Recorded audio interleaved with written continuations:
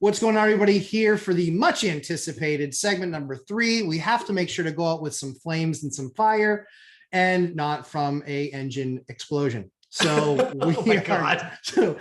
we are going to talk about in this third, last, final, and amazing segment. All right, Mike, I need to know, what is the absolute worst year to have been a landlord in the last 20 years? Because I'm seeing a lot of questions in the group, on the YouTube channel, on everything we go. So what is this the absolute worst year to have been a landlord? I'm so glad somebody finally asked me this question. I have been waiting because there's a lot of new YouTubers out there talking about how this has been bad and they've been in the business 3, 4, 5 years. Folks, so let's just be clear. When I talk about the worst time to be a landlord, it's the time where you lose money. Yes. Right. And over the last year, rent collections have been more difficult probably than they've been historically. Fine. But I got to tell you, dude, the worst time to ever be a landlord was like 2006. Yes. 2006 was, I mean, without question, the worst year to be a landlord. And I say that as somebody who had apartments and houses at the time. And folks, why was it the worst? It's because I couldn't keep anybody in a unit. Everybody was getting a yes answer from a bank. There were people that we declined to rent our units getting a yes answer from a bank. I am telling you, Mike, the banks were less spicky than we were on rental applications.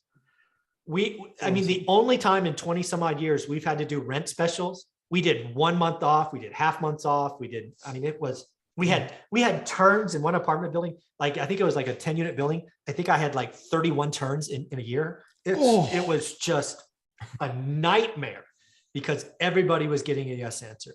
It was by far the most difficult year, a year where we frankly lost money because turnovers suck. A turnover after 3 months really sucks because you did a turnover and then another turnover and then another turnover. Yeah. There was one unit I would swear was cursed because I had like 4 turnovers in a year. I'm like, we're turning 105 again. What the hell? It's not even close. This last year has been difficult. If you've been impacted by rent collection, I feel for you. Yeah. But you all need to realize the hardest time to be a landlord is when everybody can get a yes answer. And it was 06. Folks, it's not even close. Yep. On a scale of 1 to 100, today is like a 42. 2006 was like a 98. I mean, it's not even close how much more difficult 06 was. Yeah. I think at that time, like, I think I owned probably 10 units, 11 units, and over 4 or 5 buildings. Yeah. And the crazy thing is that you're exactly right, is I actually took the time where literally people would walk in and just be like, no. I was like, what? They're like, there's a brand new building down the street that's the same price as you. I'm like, really? How is that even possible? Yeah. Yeah. But there were. They can't be making money. I'm not making money. Yeah, exactly. That was like, that doesn't make any sense. So I actually took the time, because I'm so smart, I took the time to upgrade my units. Oh, yeah. That's not good. It would have been far better to conserve cash. Yeah.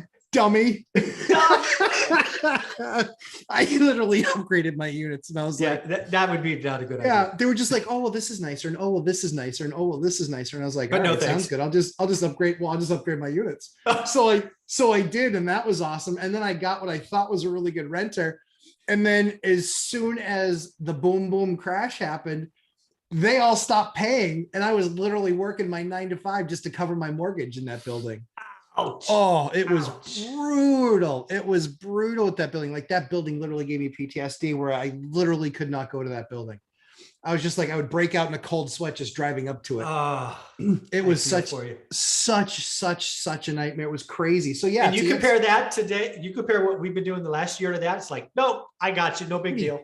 The version, I mean, yeah, comparatively speaking, this is like sitting poolside, at some major 5-star resort sipping a Mai Tai, and I don't even drink.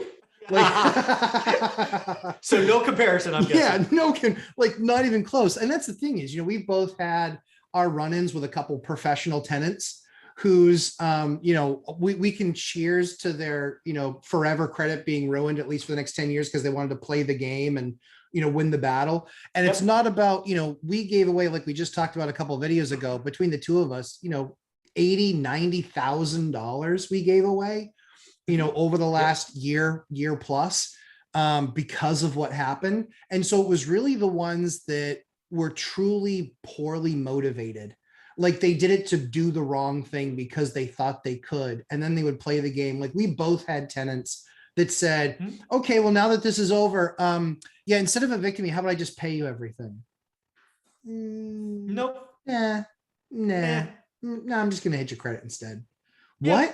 What? Yeah. No, Sorry. no, thanks. Yeah. Not interested. Yeah. You didn't do the right thing. Yeah. If you flip me the middle finger, yep, I'm going to remember that. Yeah, absolutely.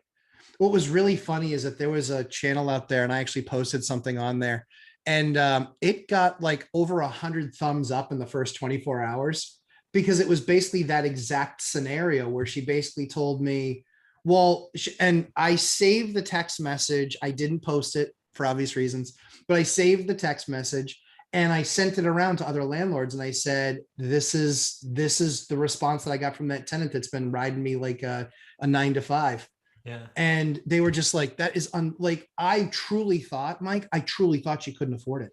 I truly thought she couldn't afford it. And so I was giving, I was helping. I was like, I'm such an idiot. I dropped off a bag of groceries. Like, yeah. And then she did that. And I was like, yeah, no, nope. There is no way I'll stop this eviction. No way on God's green earth.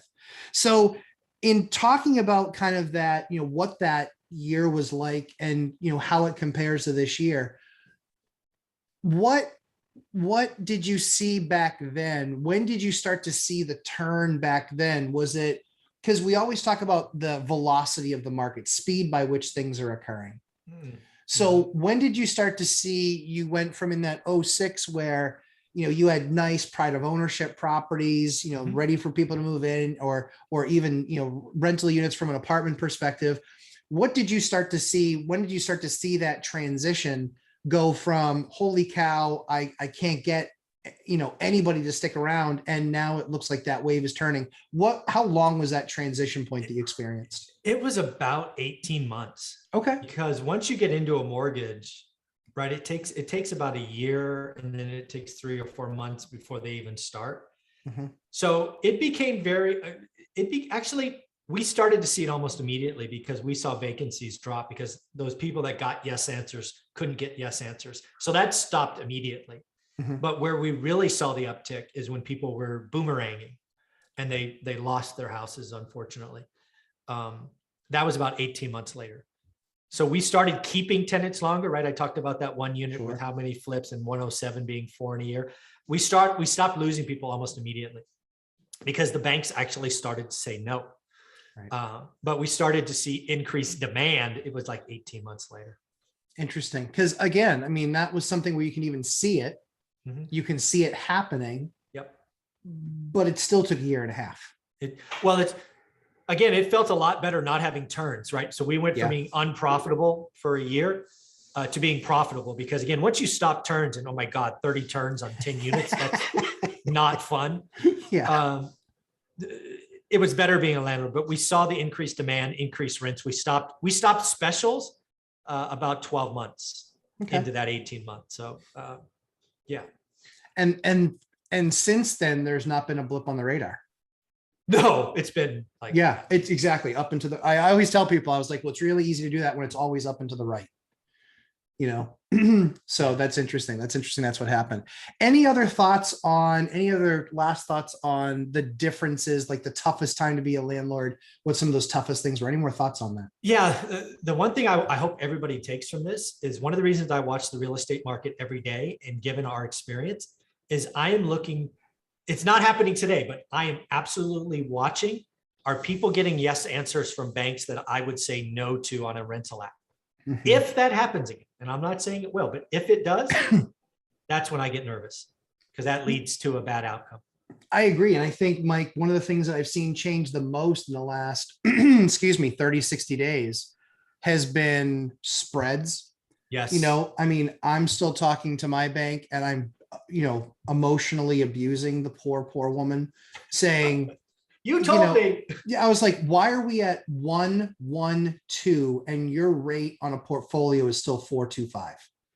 Yeah, well, she's going to call you today and say, now we're at 127. So that Yeah. jobs number today was a barn burner, man. Yeah, That was now awesome. she's going to say 4.5. Thank God I locked everything in at 4.25 and Good for 4.125. you. But still, like that was one of the crazy things. I was like, you do realize that I understand what a spread is, right? Yeah, exactly.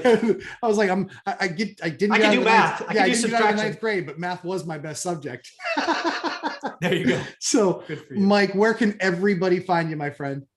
Go to your Google search bar and type in one rental at a time. Yeah, guys, if you're not watching his content, granted, I don't know that anybody can watch 5 pieces of content in a day, but there's a ton of content worth watching out there. And again, do it and listen to people that are in the market doing the work. Every day. In the market, doing the work every day, not somebody that has a team member do it, not somebody that has a company provide them some data, because then it's just story time. So when you want to understand exactly what's being looked at in a given market, and even just the process by which you're looking at the data that you're able to get your hands on, that's what you want to be looking for when you're looking for somebody to be understanding and their process and how that's taking place. Because honest to God, Mike, if I have any more channels out there that are story time, I don't know what I'm going to do. Like, these people got to do the work, my man. So as always, guys, we put a ton of time and effort and energy into coming up with great topics for you. Please make sure you subscribe. Make sure you check out Mike Zuber at One Rental at a Time, and even buy the book. It's fantastic and it's a fast read. I know, because I'm a ninth grade dropout and I can't read that fast, and I got through it. So it's absolutely Ninth grade dropout approved. Exactly. It's ninth grade. Yeah, it's big amongst the ninth grade dropout crew.